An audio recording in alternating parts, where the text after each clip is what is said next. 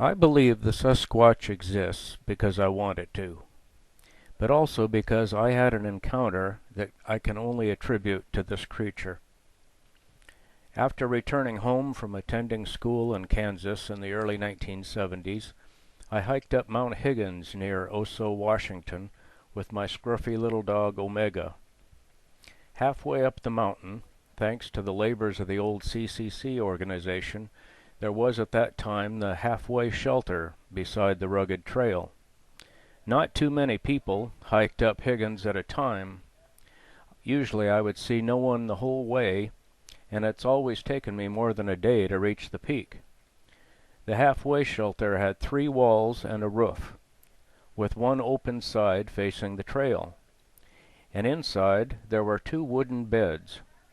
It was dark, and I think I was using a candle lantern at the time for light, a citronella candle to ward off mosquitoes. Both Omega and I were lying on one of the beds.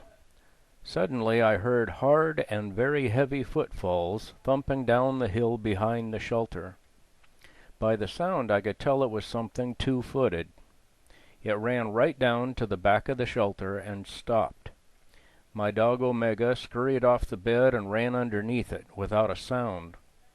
I was terrified. Whatever it was right on the other side of the wall behind me, and I was trapped in a 3-walled shelter with one very open side. Any minute, an 8-foot tall, hairy, man-like creature would likely be creeping around to the open side and peering in. I lay there for at least a half hour, waiting for the shock of my possibly short life. It was so quiet. Omega stayed beneath the bed, too afraid to let out even a growl.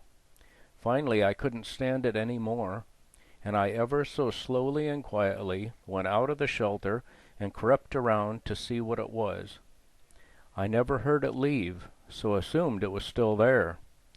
But there was nothing. I searched around for a log or boulder or anything else that could have rolled and bounced down the hill to the shelter without hitting it. There was absolutely nothing around that could have made that noise. And the sound had been a heavy thump, thump, thump. Very obviously a 2-footed creature, if it was a living creature. Now I keep asking myself if I ever looked up and into a tree during my search. I must have, but don't remember.